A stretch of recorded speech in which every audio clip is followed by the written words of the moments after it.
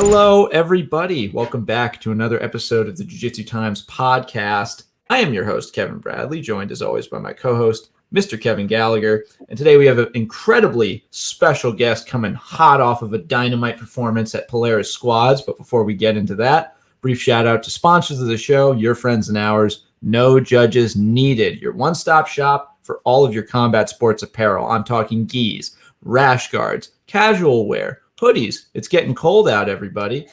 T-shirts, amazing designs on all products, and Ghees modeled by the immaculate Mr. Kevin Gallagher. Go pick one up. Now, quality is going to cost a little bit. You're looking at these prices, you're getting something good, but maybe your wallet's hurting a little bit right now. COVID's not being nice to anybody. We're here to help you out. They've partnered with us to give you guys a promo code. Type in the code JJT at checkout to knock off 20% off all purchases now and forever. And know that when you're buying from these guys, you're buying back into the community. They support a ton of local talent and tons of people and us, a couple yahoos that love doing jiu-jitsu talk. So go show them some love. Let them know we sent you. Everybody helping everybody. Thank you very much. Now out of the ad read. go buy. So stumbled at the yeah. Go buy No Judges Needed. That's great. Now to talk about our guest today, he recently made waves in the jiu-jitsu community with what could be the craziest submission of 2020. Absolutely technical, nearly put a guy out, who is very game himself. So please welcome us and join us in welcoming to the show BJJ black belt and standout member of Polaris Squad 2's Team Europe, Dinu Bucaleț. Dinu, thank you so much for joining us today. How are you? Hey guys, nice to join you. Thank you for the invite. Yeah, I'm good. I mean, it was, how could we not, man? You really, with that match, you absolutely set the entire community ablaze with discussion. So how's it been for you a few days removed? Yeah, it's good. My Instagram keeps making noises, but it's good. and that's all that really matters, right? Instagram likes. It doesn't matter as long as the Instagram friend count goes up. I don't like to use my phone too much, but now it's starting to bother me. So it's okay. That's cool, man. Yeah. How was the tournament for you? Did you have a good time? I love Polaris. Oh, it was great. Yeah, it was great. Every time when I'm on Polaris, is a great time. They're very professional, and the teams were amazing, both events, and was really happy to be there. Yeah, we had Adam Wardzinski on last week, and I was talking to him about he's Polaris. Awesome, the Butterfly King. The Butterfly King, right? We talked a lot about the Butterfly guard after you left. It was pretty good actually stuff. My favorite guard too. Yeah, me too. I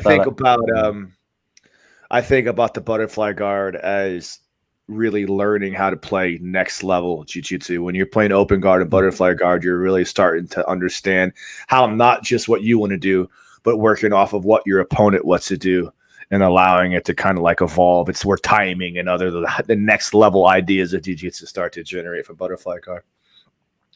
But we had Adam on last week, and I was talking about Polaris. I just think Polaris is the best. I just think it's the best. I won't say the best, but as far as like the tiers of jiu-jitsu promotions go, Polaris definitely does an amazing job. They're up there with or top 3 for sure. Yeah. So far the most professional show I've ever been. So cool. Really any show that puts Dinu on definitely has some brains. Because let's hope that's true from now on. I mean, truthfully, man, like a lot of people came away from that. A lot of people on your team came away looking incredible with dynamite performances, but in a lot of ways, you're the talk of the town, man, and that's gotta feel kind of good. Just given who your teammates were. Well, I made it with that submission, but I'm nowhere the level of Tommy Langacker or Espen to be honest with you. But it's good to get some recognition, that's for sure. Yeah, but Go ahead. Oh, I just had a quick question. Whenever we bring on European jiu-jitsu players, I come away with the feeling that in a lot of ways the jiu-jitsu culture over by you is a lot more close-knit than it is in America in a lot of ways. How much interaction did you have with any of your teammates before competing on Polaris? Like, did you? Well, the Pedro that I replaced last moment, I actually I fought him before. He beat me, so it was funny to replace him. So he was probably very upset watching. But Tommy, I saw at competitions. Espen was in the same division as me at Europeans. He won. I lost like my third fight. Yeah, everyone knows everyone. I mean, the high level guys. Warzinski used to fight the best guy from Romania from my old team. The team that I moved from, his name is Camille. They used to have fights all the time. So yeah, we know everyone. I did not know the Larminator, the Berimbolo King, but now everyone knows him. But yeah, everyone was really high level. I'm great. I was part of that team. I'm grateful to be part of that team, and lucky because I would accept to fight in any team against anyone, but I'm glad I didn't have to fight against this team, you know. So are you Romanian? Are you from Romania? Yes, I'm from Romania. I'm from Bucharest, but I live in London, in UK for 5 years. Bucharest, yeah. All right. So I have a few questions because I have spent the last month of my life delving into the history and the origins of jiu-jitsu as Kevin Bradley. I finally finished that book, by the way, Kev. It's amazing. That is an episode later this week for sure. Right. If you haven't read Robert Drysdale's new book, Opening Closed Guard, it is amazing. And anyone that is as high a level of jiu-jitsu as yourself should read into it to learn up on the history and the origins of where things come from. Because in my mind, there's not a question in my soul that doesn't lead back to the fact that we are modern day samurais keeping the art alive. I don't mean that in a way of saying that like I'm carrying a sword or I'm fighting in the streets, but the art of jiu-jitsu is the samurai's art, and we are keeping that alive by studying jiu-jitsu and learning the art of jiu-jitsu and continuing to pass that knowledge around. So the point I'm trying to make is this: I'm curious as to coming from Romania, because Romania is known as a big wrestling country. There's lots of maybe it was at some point, but not really. But in the olden days, is there anything that you can think of outside of just normal wrestling that would equate to what jiu-jitsu has become, as far as like old martial arts, grappling martial arts in the area, catch wrestling style, things that have influenced the art of jiu-jitsu in Romania in that same way? Well, not really. You know, the guys that pioneered it in Romania didn't start from judo or wrestling. They just start with like training in their, on their living room, just by watching some videos or like some cassettes, I guess, from Gracie's or and watching maybe the first UFC fights. I don't think it really helped the development of jiu-jitsu in Romania, wrestling or judo. We had some good, and there are some good guys that had the background in those, but no, not really. Yeah, I'm always curious about that, because when you talk about how jiu-jitsu started in Brazil, the Japanese came over and they were judo and jiu-jitsu. There's a vagary that's a whole nother discussion on whether or not they were practicing judo or jiu-jitsu at the time. It's kind of all the same thing, but that's not the question. The point is that in Brazil at the time there wasn't really a lot of other things beside that, but what they had was a very tough, rugged culture that just loved to fight. That's just what they did. That was part of what they did. They had the capoeiras. They had some guys out there that were it was part of their DNA to fight. And when I think of countries like Romania, I think of proud nations in, Eastern European countries, like there seems to be that same type of, maybe it's because you guys are just brought up hard because of communist influences and things like that, things you had to go through. And I'm just, I'm not, he understands. I'm not trying to be No, I understand. Yeah, I'm not sure how much Romanians like to fight, but back in Romania, striking is a bit more popular with kickboxing and boxing. We have some good kickboxers and a few good boxers. Well, not really anymore boxers. Yeah. Limachenko, is he Romanian, Limachenko? No, it's Ukrainian. Ukrainian. Yeah, my bad. Sorry, I apologize. That's the ignorant American speaking. I Gallagher, apologize. come on, man. Literally on the other side of the country, but hey, no big deal. We speak Latin language, right? Yeah, Romanian. Latin? So it's not nothing. Yes. Yeah, it's Latin. So yeah. Oh wow. There is nothing related to Russian or anything like that. There's a small village in the northern part of Italy that speaks a very similar language to Romania. When I was there, I, off the top of my head, it's going to make me crazy. It's very similar to Italian because they are both Latin. So right, yeah. There's a small little village in the upper parts of Italy. There were some Romanians that held over. They speak a very ancient language that they only speak in that area, but it's very similar to Romania. I apologize. Okay. Yeah, okay, Jiu-Jitsu now, not languages. Okay, yeah, exactly. Well, I always love it when we can use this Jiu-Jitsu podcast to talk about things that you would never expect a Jiu-Jitsu podcast to talk about, like international relations and language, So that's all, we take all comers. But I think everybody is very interested to learn more about your journey into the martial arts. I know that I think because of my research, it said that you had some MMA experience. Yes, is that correct? Yes. I started with kickboxing and MMA, and of course in MMA we did grappling, and I liked that more, and I was a bit more talented than for striking, and I had 7-1 as a pro. It's listed only like 4 or 5 on Sherdog 4-1. So I was gonna say someone better update that. Yeah, well, nobody bothered, and doesn't really make a difference. And up until I was purple belt, I was fighting also MMA. And when I decided to move from back home to London, I also stopped fighting MMA and I just focused on the Jiu-Jitsu. So until then, I always did everything.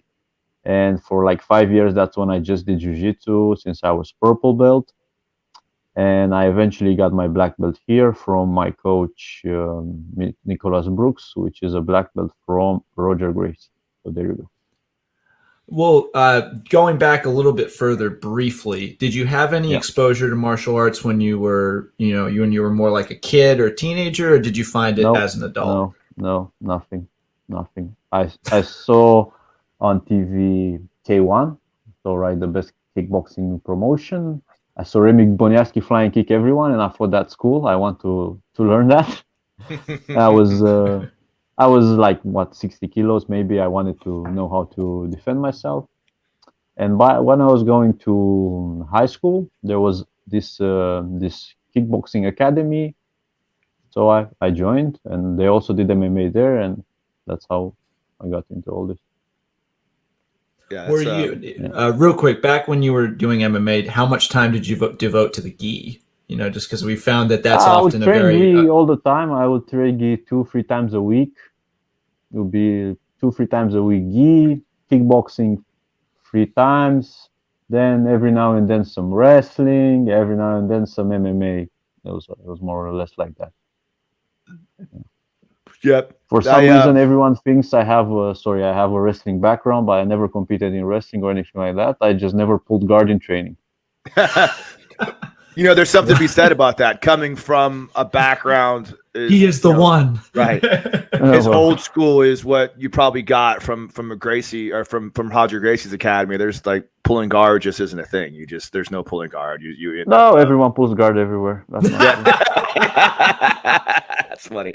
I guess Hodger was kind of known for pulling guard too. He had the big long legs. But Hodger is also a good judo black belt. Yeah, people maybe don't know that. Yeah, you watch the way he stood up against Bucaleț in their match. Yeah, of course. He just stands straight up, is taunting people for that single leg, and then just. Well, he had very good grip fighting in that fight. So yeah. Have you ever rolled with Hodger before? No, I never rolled with him.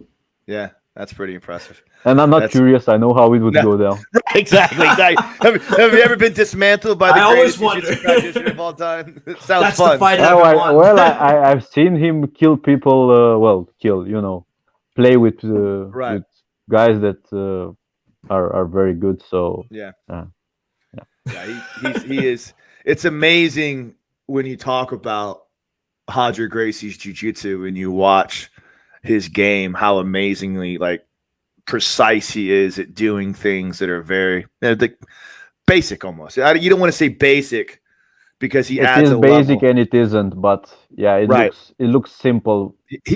Right. It's not so simple, but it's amazing. That's when you talk about guys that are truly elite at anything, it's their ability to make things that are complicated look simple that make them so great. When you could toy, right? He's a special guy, man. He's so much what he did to Bucaleț is without question, I think, one of the most amazing things, not just in jiu-jitsu. I say it all the time, probably one of the most amazing things I've ever seen in athletics in general. This guy did nothing for years. Literally, they were like, hey, you want to go against Bucaleț in a 20-minute points match? And he was like, yeah, sure, why not? But at the time, Bucaleț is this unbeatable force and literally went out there and had his way with him and submitted him in about 4 minutes. It's stuff that dreams are made of. All respect to Roger, GOAT, no question in the Ghee, but it's just hilarious watching him be at the top of the sport just because he looks like a dad. He looks like a normal. He's very tall, very long, but he looks like if you would see him in person, maybe you'd have a different opinion.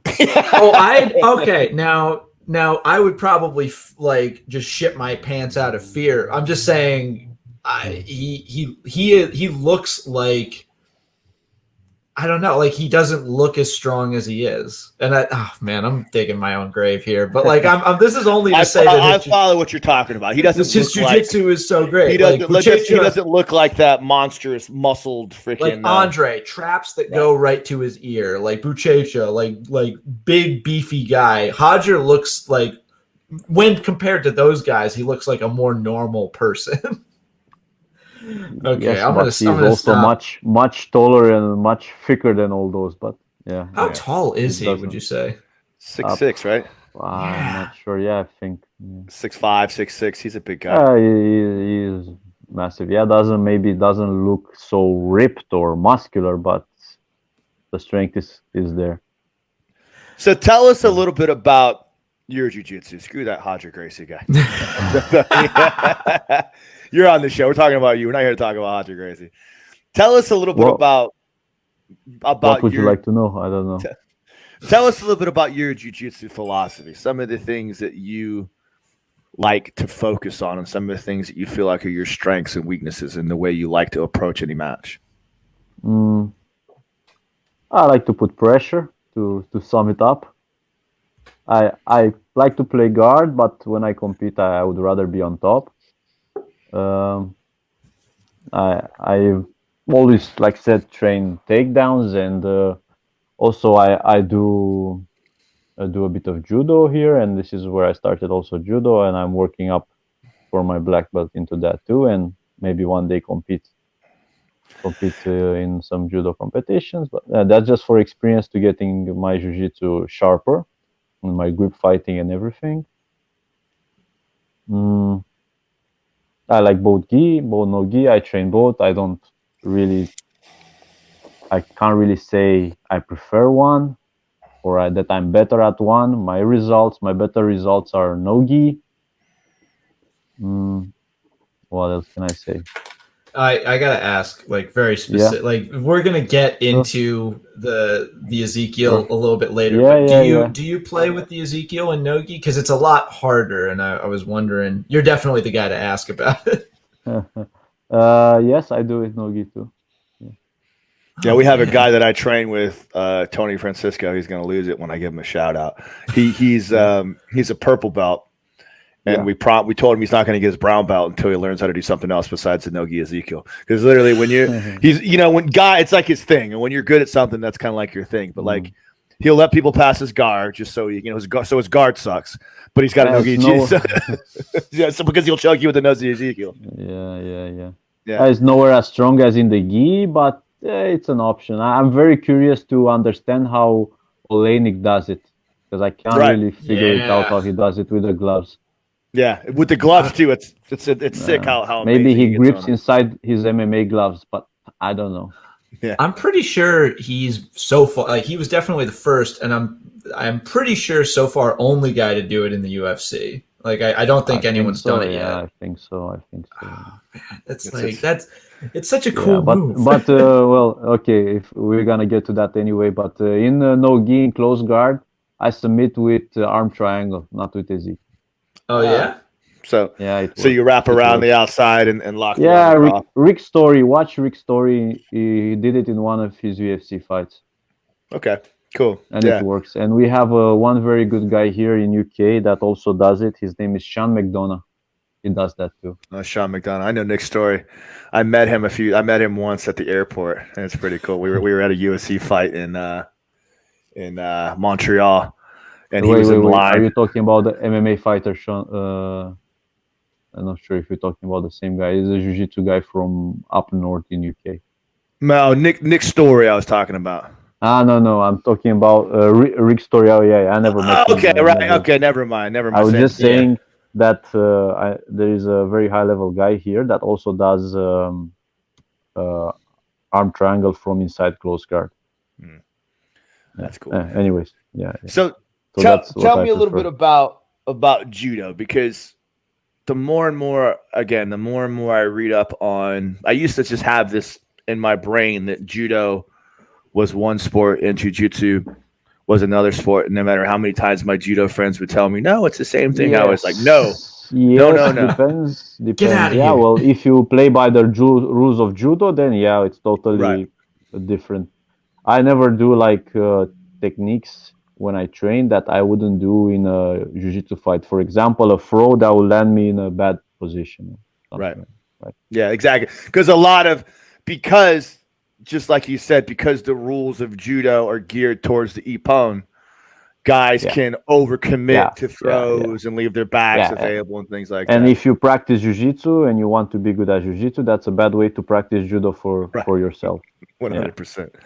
So the question I want to ask you is this: is like, obviously when you think about jiu-jitsu, you think about the takiwaza or I can't say the word, and then the waza, and the two different aspects of it. Do you feel like your practice of judo, off balancing, working for throws and working for different positions that incorporate into your judo, have made your jiu-jitsu better? For sure. Yeah. Any standing practice of takedowns will help your jiu-jitsu for better base, more active grip fighting, aggression, and position. I was actually going to ask, with regards to gi and no gi, oftentimes people that I know have like very similar takedown games for both gi and no gi, and the only thing that the gi adds is the ability to pull guard. Do you have? But I know that there's other options like foot sweeps, throws.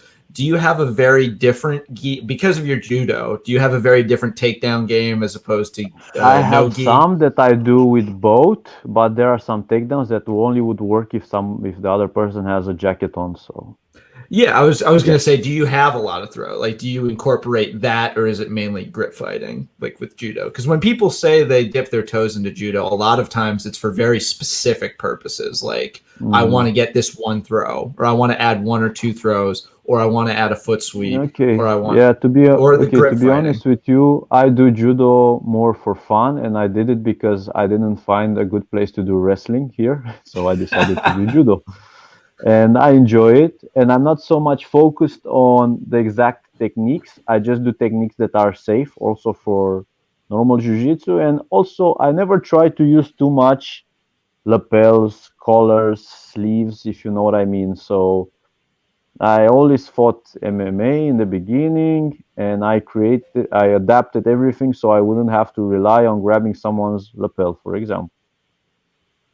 Yeah, a lot of my I came up similar to you. Like I spent equal amounts of time training like Ghee and no-gi jiu-jitsu throughout the course from white belt to black belt. So a lot of the techniques that I use in no-gi are similar to the techniques I use in Ghee and vice versa. It's just now minor adaptations. Right. Instead of an underhook, I'm grabbing this grip, or instead of like, the collar, I'm pushing on the shoulder and things like that. And I think, and obviously there are some things in the Ghee that, I'm not going to do a loop choke, but there's variations. A loop choke is almost the same as a guillotine. It's kind of the same. When you think about jiu-jitsu in those terms, it kind of makes everything. That's why I hate it when people say, I do no-gi, I do Ghee. I'm like, well, you're doing jiu-jitsu. It's the same shit. Well, it's all grappling, and it shouldn't really matter if you're wearing a jacket or trousers, Right. In my opinion, that is, It's the same shit, man. I don't like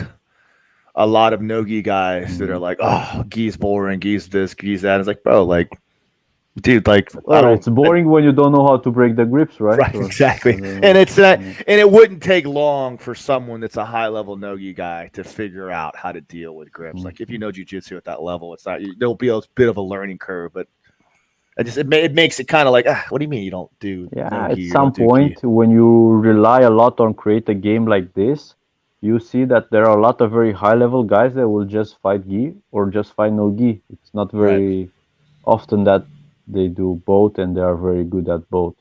Yeah, it's true. It really is true. There's not a whole lot of guys that bridge that gap anymore. I think part of it is because there's just not a whole lot of money in Ghee anymore. But like, there's prestige in the Ghee. And sometimes there's better things than money than.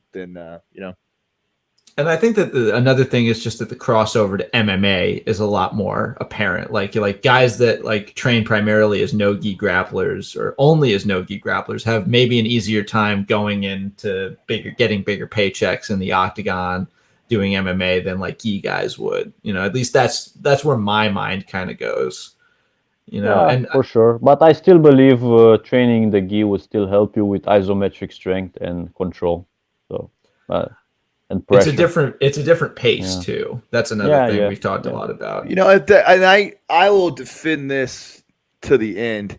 Like, I don't think in reality, and when I'm talking about what jiu-jitsu was made for, which is to simulate what real life circumstances are going to be like to make us better prepared for martial art. I say this all the time. We play the game of jiu-jitsu to learn how to defend ourselves and learn the martial art aspects of life, of what jiu-jitsu is really for, self-protection, because wasn't invented for a game, was invented for a self-defense mechanism, right? So when we talk about the struggles that come from the Ghee, like, I don't think there's anything in the world that's tougher than trying to work for a guard pass against a struggling opponent when I have grips and they have grips. And when we're working to really figure out what's going to make us tough, what's going to make us think in those real life duress situations, like, you want to make it as hard as possible. And training in the Ghee, I don't care what anybody says. I don't think there's anything tougher. Now, again, there's aspects of no-gi that are cool, that are better and whatever, worse or whatever. But there's nothing tougher. There's nothing more of a struggle than those fights in the Ghee. Well, an intense wrestling match might win, though. Yeah, you're right. You're right. I hear you. I hear you too. But I think about those things. Wrestling and guard passing are the two things I think that really get you ready for the real world. For me, I prefer Ghee. Just one, because I think the moves are more satisfying for my brain to pull off. Like, I will, like, so far nothing in no-gi beats like hitting a really good X pass with a good grip on the collar, throwing the leg, going to neon belly. Neon belly's better just because you have the lapels to grab in and really dig your knee in. And of course, the Ezekiel choke is easier. When I was a blue belt, that was all I did, X pass. Oh yeah, yeah, it was my favorite too. Yeah, then it stopped working when people got better. I don't care what belt you are.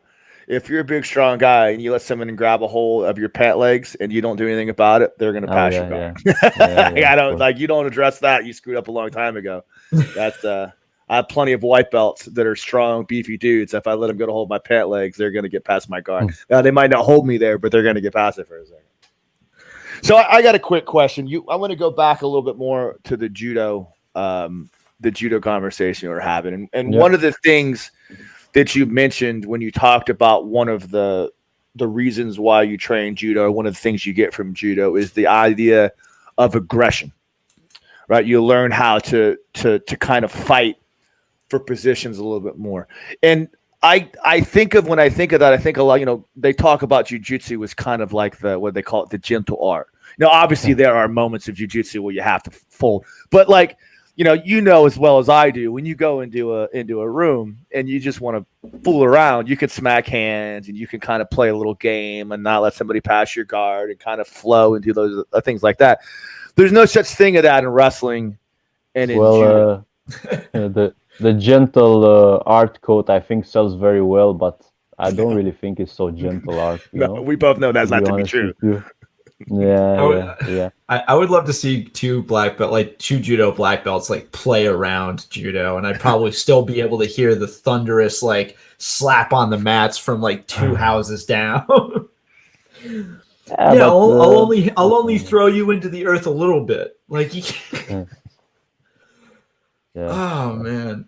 All right, So, I think it's time. We address it. Right. Unless you had a one last thing to. I just wanted to hear his thoughts a little bit on the aggressiveness of judo and how that helps you work out with.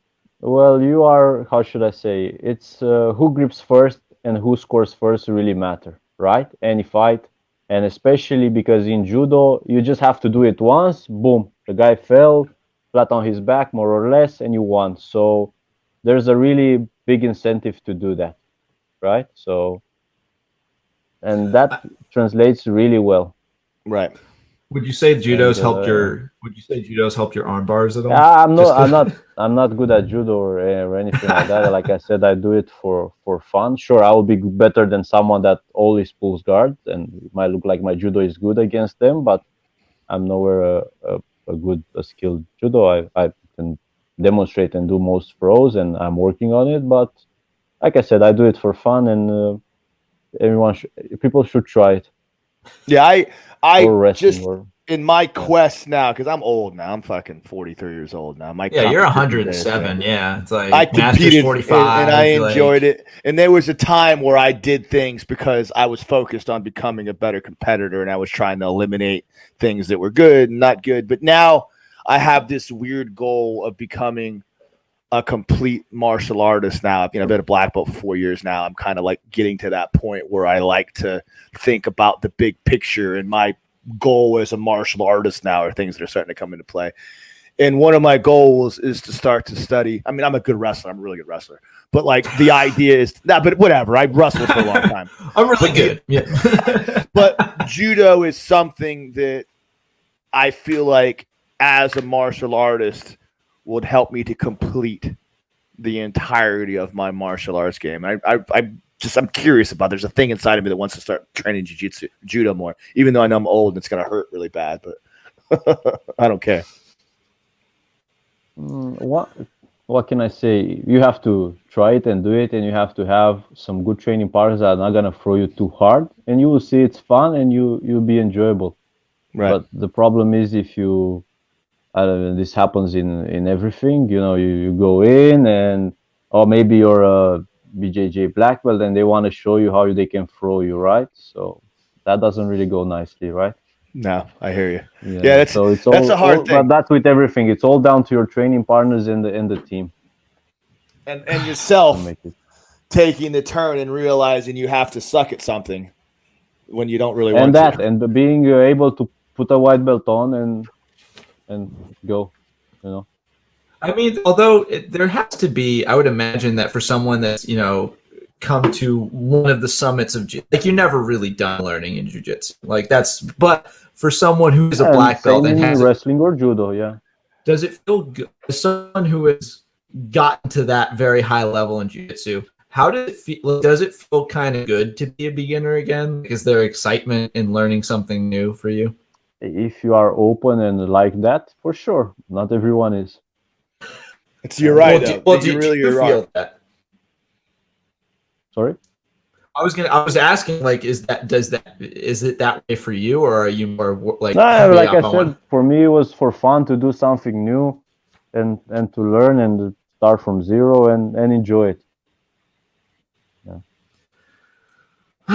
All right. Well, then we got to talk about it. All right. And I've been so well behaved because honestly, for the past few days, I've been talking about it to people that don't even do jiu-jitsu. I'm like, you don't understand. He did it from inside closed guard. And then my friend Jake is like, Kevin, I don't do jiu-jitsu. Stop calling me at 3 a.m. And I'm like, okay, fine, I'll go to sleep. But in sports, and the fact that you were a late replacement and you pulled this off is even better. In sports, there's tons of like iconic images. In hockey, there's Bobby Orr's flying goal. Baseball, Babe Ruth pointing, calling his home run, and then getting the home run. You're digging Ali deep on this one. You're digging I deep on this. I see where you're going with this. You're digging deep on this. I wish it reaches that status that you say. Yeah, I am not. Paint your picture, Picasso. Ali standing over Sonny Liston. Now, I don't know how this is going to be remembered in the greater jiu-jitsu consciousness. I don't. But for me, this moment is up there. I don't even care. Now I'm looking for someone to work with to do an instructional for this. Yeah, that's right. So I make sure it continues, right? Yeah. It was like, for me, just because I remember being a white belt and doing this move, and in fact the way we started talking was in honor of... That's what I was gonna say. A first time white belt starts or whoever, what is the first thing that they do in the close guard? They go forward, and then the coach tells them, oh no, you have to posture up, which is hard to do, right? Because the guy is pulling you. But also, like, shout out to Tyrone Elliott, your opponent, for having an incredibly cool attitude about that. Like, just like, the guy, he's a really nice guy. Yes, and he's one of the youngest ever black belts in UK, I believe. He's very good. When you talk about this particular thing, and this is something we talk about as black belts, because like there's this whole kind of code of ethics, I guess you can say, where it's considered like rude or whatnot to go with, which is why I made that post after the fight. Right, I didn't see it, but did you address that? I imagine that the idea. Just look into my Instagram, you'll see what I said about it, because everyone said, "Oh, disrespectful," "Oh, it was just I mean, it wasn't just people; it was the commentary team as it was happening. It started from them. Saying, like, what disrespectful! I need to watch it to find out, but I did. They were shocked. They were like, first, I was watching it live. I actually did the story for Jiu-Jitsu because they don't know this technique. That's why. No, they were like, why is he doing that? They're like, is he setting up to pass? Like, but I want you to know, I never doubted you for a second. I was watching it. I never doubted you for a second. I'm like, this guy is a hero. He's a champion. He's gonna do it. I know a few guys that are very good at doing that move too. So I'm by no means the creator or the first guy to do it. I just managed to hit it on higher level, and I guess in Polaris against the black belt. My idea going into this fight was because I saw Tyrone fight with Luca, and he had a draw with Luca Anacoreta, which, by the way, the Master Triangle. Well, what an amazing guy, super nice guy. And Tyrone played a lot with the lapels, tied him up in some guards, and Luca wasn't able to get his game going, and they had a draw.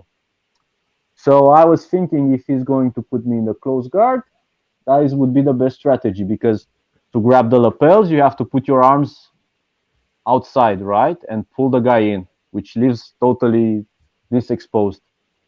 And so I took my time there, and I managed to get it, and the rest. And I, at a certain level, like if a white belt did this to me or a blue belt did this to me, I would pull them aside and tell them, first of all, if a white belt caught me in Ezekiel in my closed guard, I would open my guard up and put my feet to the hips and do anything I possibly could to break that grip. You know what I'm talking? If you watch that video, it seemed like correct, but that's impossible to do if you do it right, and that would be too late. It's like everyone says, "Oh, just armbar the guy," but I am too close for you to armbar me or to put your well, hip actually, on my that's hips.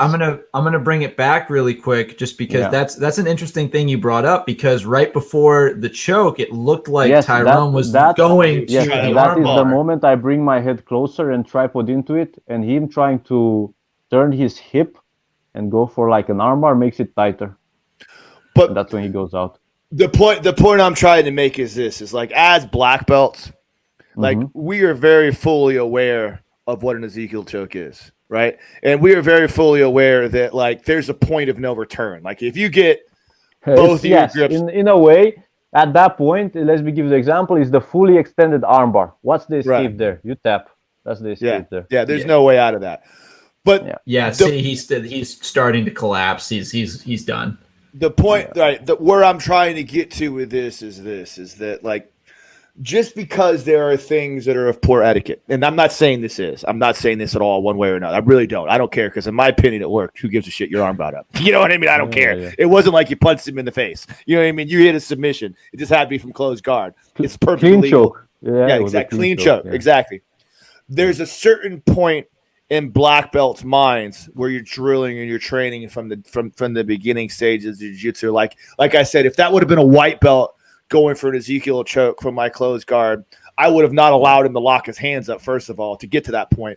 But I would afterwards say, hey, you know what? Technically, you're not supposed to do that at this level because it doesn't work. I would not teach at my class or in my academy, I would not teach a white belt to do this, for sure not. Yeah. Right. But here's the rub. Like, as a black belt, like it's our job to be creative and catch other black belts off guard. And that's another thing, right? If you do what everyone does, you don't have any element of surprise. You don't innovate anything. For example, let me give you an example, right? I like to take the back, but I will never be at the level of Tommy Langaker taking the back. And I'm practicing to do crab rides and stuff like that. And yeah, I want to know how to do it, but to get to such a high level to do that, I think would be very hard. Right. Whereas you can should I say, take a move, see that you have success with, or realize that it works, or maybe it's something that people are not really aware of, and make that your best. And now you have a special move, right? And no one else has it, so it's really hard to.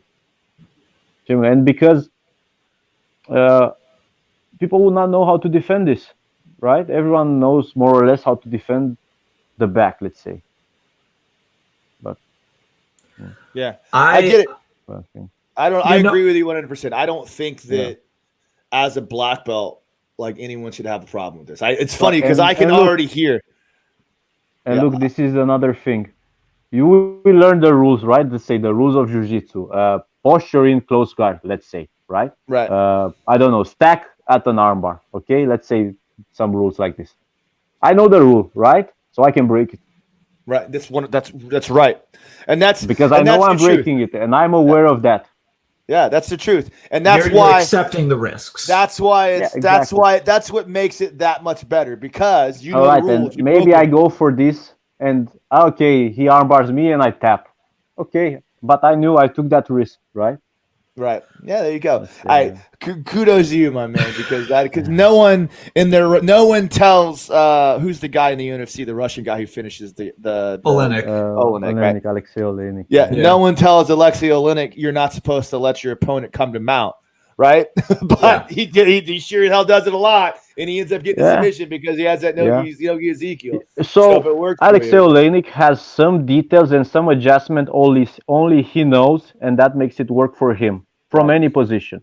Right. I also have some details and some adjustments to the grip, to the way I do it and position my body, which makes it work for me.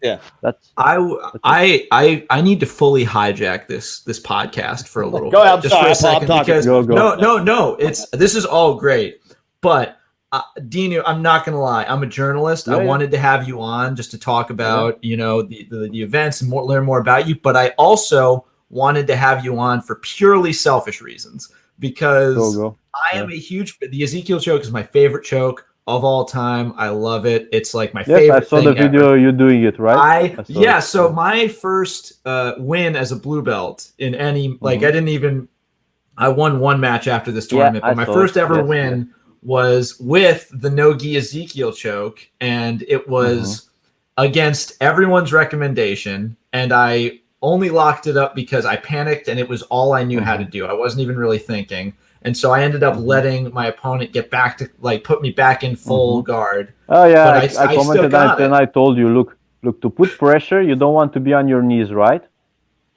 Yeah. So that's what I mean by tripod. Just come up on your toes and drive into your grip, into your hands, and that makes it stronger. So you like, but I also heard that putting like ear to ear is a big thing with Ezekiel choke. Do you try and close the gap that much? No, if I'm ear to ear, I cannot extend my hands. Okay, this is going to make me more annoying to everybody in my gym, just because I want to. I'm not going to go hunting for it, and I think that for a lot of our viewers, we would love to know like for our viewers who are higher levels, who are not white belt. Like, full disclaimer: white belts and blue belts, Ezekiel responsibly, and that includes me. All right, I don't have I don't have the free pass to go and take risks yet. But for some of our higher belts, what tips can you offer for locking, like for noticing when the Ezekiel is there from closed guard and how to execute it? Okay, I'm gonna give one tip and detail that will make a big difference. If you put your hand like this, right, the hand that's over the face, can you see? Yeah, the guy's gonna grab your fingers 100% to defend. If you put like this, it's not enough surface and it's painful, but the guy can resist. So I put my hand like this, like a paw, like this, all the way across. I don't put it here. Any choke I do, and this is more or less what I always go for, is chokes, gi no gi. I want to cover everything around. So my arm is around the neck and the other arm is fully across in front of the face. And this was how your hand was when you locked it up against Elliot? Yeah, that's a good detail. That is a really good fingers detail. Still work in that. Yeah, manner. and like this, you can put this side of your hand, and it's a bigger surface, and you can cover it all the way across. Let me ask you another question. Grab your finger like this, right? I have when I work my Ezekiels, like I'm not a very good Ezekiel. I could probably count on my fingers and toes the amount of times I figured this Ezekiel. One of the biggest things I have a problem with is my fingers giving out on the grip. Like when I grab the grips, like I can't maintain the grips on my fingers long enough to put the grip in the sleeve. Yeah, the grip in the sleeves long enough to keep the pressure on to finish the choke. Do you have any tricks on that, or should I just not be a bitch? My fingers hurt. Yeah. That's funny. But if you would put your hand deep, like your fingers deep, it will not be so much pressure on your fingers, right? If you just grab a little bit with your fingers, then it's gonna hurt. Yeah. So you try to put your fingers deep, like almost to your knuckle. My man. I've done Ezekiel's with my left hand so much that I think the side of my hand and my pinky it's always hurts now. So I've actually taken I do it with both while. hands. I broke this hand in a MMA. You probably can't see, and it hurts every time I do it with one hand, but I still do it. Get swollen sometimes. Yeah, my fingers are so gnarled anymore, man. Like this one here in my left hand, my middle finger here in my right hand, it's just like I'll hit it the wrong way and like my whole arm will just shut down in pain. Shit to look forward to for you, Kev. Your fingers just don't really work anymore. Oh no, like for real, I've already started noticing what my jiu-jitsu old man injuries are going to be, and for like it's my left hand pinky and my right ankle so far, because that's what it is right now. Next week it'll be your right hand ring finger and your because this is like I got like my last tournament before quarantine, I actually got Kyotera foot locked on my right foot so fast, and I didn't have time to tap, so the ref heard the pop before I tapped and stopped the fight. And so that's been hurting for months now. My hand has been hurting for longer than that. So it's only going to get worse. I understand that because we're all crazy people that do this. Yeah. You learn to kind of live in that pain, man. Well, Dina, you got any closing additions you want to add? Anything you want to bring up before we get any insights or any things you want to talk about? Well, what you just said about things that gonna get broken and hurting, yes, but it doesn't have to be like that. And I'm fortunate to start always so to start early a strength program and stick to it is one thing you can always do. And I do yoga for BJJ, and I'm also an instructor in that. And shout out to Sebastian Brosch, which is really cool guy, and that's one thing you can really do to keep your body good. And in terms of fingers, my fingers hurt, but considering I've been doing this for almost 12 years, I think it's not so bad. And just ice them when they hurt and stop gripping so much, You don't have to use that gi all the time. That's the truth. That's one thing I could say, yeah. That's really funny you say that, because one of the things I always talk about, I'm not that guy. I'm not that guy that's going to get a grip and hold on to it for my dear life. It's like, it's easy. Like if I give this grip and you break that grip. Now let's be realistic. Competition, you're never going to let go of the grip. But in training, you can. Right. Yeah. That's another good analogy. Like learn how when it doesn't really matter. You can play a more open game, and Right. Yeah. My coach Chris has a really good saying for instances like that. Knowing the difference between competition and practice, there ain't going to be a practice champ. There's not a championship in practice. A gym champion doesn't really matter. Yeah, exactly. There's no gym champ.